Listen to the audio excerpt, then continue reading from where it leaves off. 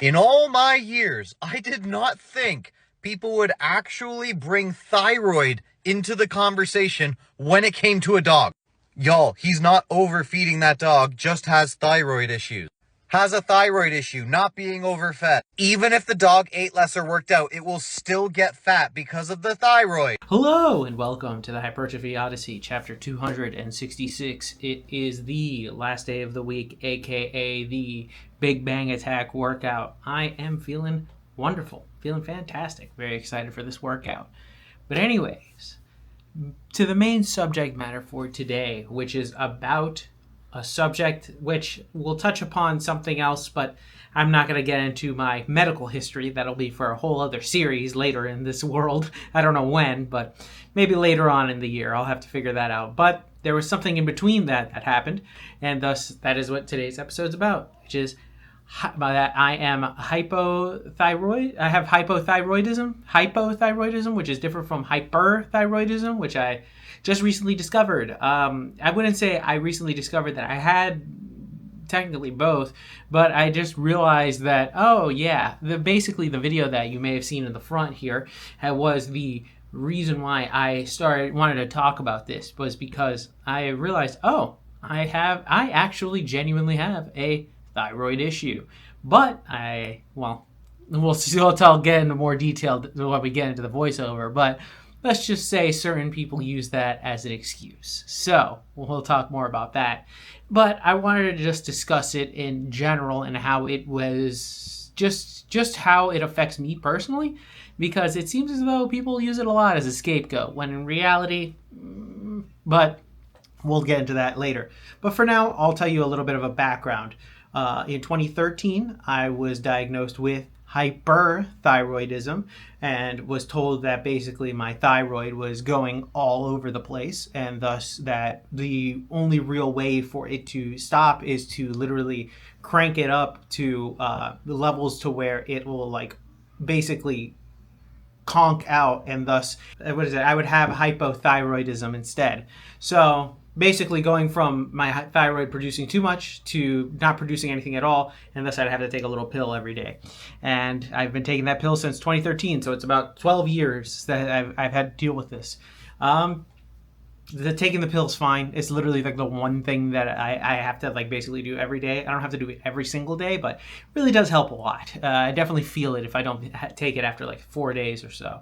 It definitely feels off, but that's just that. But besides that particular thing, that was something that happened, and then thus I ever since have had to take that pill. So I've had some interesting ideas and things like that. When we get downstairs, I'll actually talk a little bit more about my experience with it, as well as a few other things that involve it, including the fact that it just occurred to me that I had it really until now, and this kind of interjects with the fitness realm in a weird way, but not really. It's very strange, but I was like, oh shit, this is something I can actually talk about because there is a weird overlap here. So, might as well talk about it and give a little bit of background on one thing like that, because this was a small little fraction of a giant bubble that is my health and stuff like that back in the day. But that is for a different story for a different day. But with that being said, I will see you in Mother Base. All right, so started this day off with a single arm lat pull down, which was pretty good. But anyways, back to the main subject matter at hand here. Hyperthyroidism.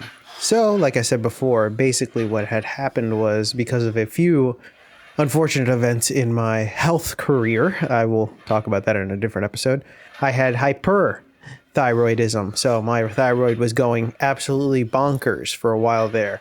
And then it went to whatever the hell the thyroid doctor is called. I don't know what it's called off the top of my head, but I went there. They were like, hey, you're going to have to take this pill so then that way you can just either have this keep happening forever, or take this pill so that way it kind of disrupts it and kind of explodes your thyroid basically, and makes it so you have to take a little pill every day. So now I take that little pill every day.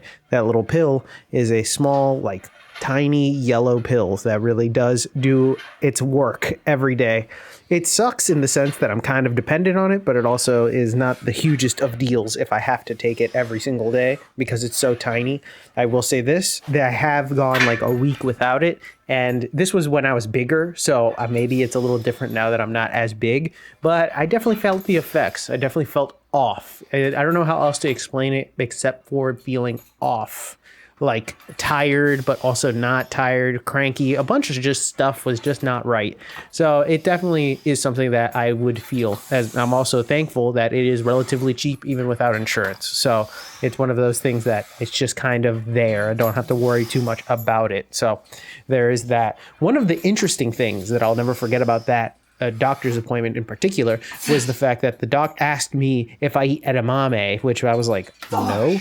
But apparently eating a bunch of soy and or soy type products is actually detrimental to me, and I'll feel it more. And that is something that I didn't realize until later when I was like eating something soy based, and I was like, oh, I can't eat too much of this or else it'll make me just feel bad, which is interesting. It's not necessarily like it'll make me feel like, it won't make me sick in particularly, but it just won't make me feel good. Like I'll just be generally, my body is just kind of like shutting down in a weird way. So I can have some soy, but too much soy is not good, not good at all. I've also stayed away from edamame ever since then. So she specifically said, stay away from edamame. So no thank you on that one. I also don't like green beans that much, so there's that.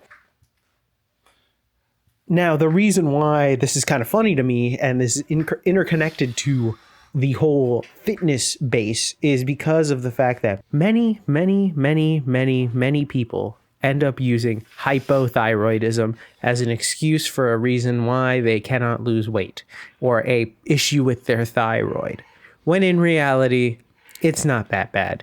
I think that a lot of people are over-exaggerating the effects of the thyroid on them. Sure, if you don't take a little pill, you might not feel well. Maybe that might affect you working out, maybe. But it doesn't stop what you put in your mouth. I think that it is an excuse on a lot of ends and does explain a few things. I mean, for me personally, I figured out that, hey, I retain a little bit of water when eating certain things, a little bit more so I would say than normal. But I'm not necessarily blaming that on a bunch of pounds. That's like maybe like 2 pounds at maximum, not necessarily the 50 that these people think that it all is. I'm not delusional about this. I think that a lot of people are susceptible to blaming the smallest thing humanly possible when it is in reality their own will to make sure that they don't eat too much. And I think that it sucks because now this is something that I can't even necessarily talk about without people saying, oh, this is an excuse for this guy. And it's not. I hate that that is something that these people have basically ruined for those who actually have it and for real are having issues with it, but aren't necessarily using it as an excuse. Now I feel like talking about it makes me feel like I'm making an excuse, and it is completely not. It is something that just happens to happen to me, and I moved on. It didn't even occur to me to use this as a reason for why I may or may not be losing weight as quickly. It doesn't even occur to me. It's just me being a dickhead with my diet more than anything else. But these people cannot imagine that for some reason, and it's very annoying because of that. And also, once you take the pill, realistically, if you have this, you're fine. You're back to normal. So it doesn't even make sense to even have these, quote, issues that people will say they have when they aren't having thyroid issues. That doesn't even make any sense. If you take the pill, you're done. Your body takes care of the rest. I don't understand what people think the thyroid does. It regulates hormones, and that's about it. It doesn't do that much. It really doesn't. But even then, it has no excuse on whether or not you are losing weight at a rapid pace or not. I know that my issues are coming from a diet, not from my thyroid, which sucks, but it is what it is. And even then, I can't blame it. It's kind of stupid that people will blame it, though. So most of the time, if you ever see anybody talking about, oh, the reason why I can't lose weight is because I have thyroid issues. Lies, just genuine lies, and you know it, and they have no willpower. You can disregard anything they have to say and move on with your day. And we're back. Welcome to the workout debriefing. Exercises not filmed, none. Exercises skipped, also none. Got everything in, thankfully. Back to the main subject matter at hand. Hypothyroidism, which is something I have, which I'm going to be honest here. I can understand why people say it's a problem, but one, unless you've been actually diagnosed, shut up. And two, also, it's just a little bit of a minor thing that you have to actually think of and make sure that you know, experiment around a little bit, understand your body a little bit more, maybe look at your heritage and understand that, oh, this type of food will make me retain water. This type of food will give me the runs. This type of thing will make me do X. This type of thing will make me do Y.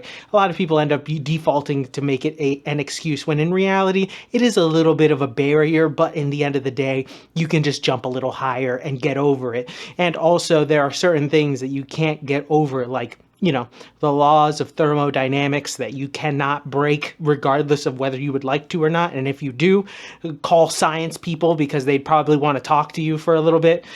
Maybe God too, because he'd be like, you know. So there's a few people that would want to know what's up at that point. So just, you're not the special snowflake that you'd think you are. And I think that's the main reason why I wanted to talk about this. This is such a thing I didn't even think about being an issue. That's how serious. Like, it just occurred to me because of this first video that came up. I was like, oh my God, I deal with this. But then I was like, I have this. Why are people making this as an excuse? This is so stupid. These people think that it is the end all be all, but when all of a sudden you tell them, hey, you should probably weigh out your food before you actually eat. Whoa, whoa, whoa. That's how you get food disorders and stuff. I can't do that. That's how you get eating disorders. I can't do that.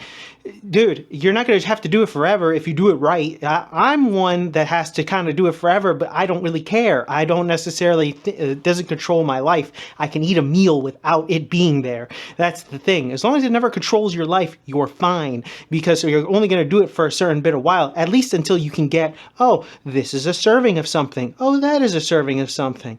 Instead of just kind of guesstimating it, because a lot of people end up guesstimating it or severely, and if you want to use science for it, because for some reason you use science halfway through but then completely stop, like, people always underestimate how many calories they are having by like 900. So you're probably way far off. Just buy a food scale, get over the fact that you retain water easily, and just move on. Just figure out the foods that make you retain water, and there you go. I had to say peace to rice. It sucks, but it is what it is. I have to just deal. It's as simple as that. It's the process of getting older and getting more knowledgeable about your living conditions. It's all as simple as that. So I find it, anybody who brings up the entire idea of thyroid issues or whatever, highly suspect. And a person who makes excuses nonstop should probably become more of a scientist in their own body, and also realistically could probably do with like a month of like pure journaling to write down every single habit of theirs and figuring out where they're going wrong.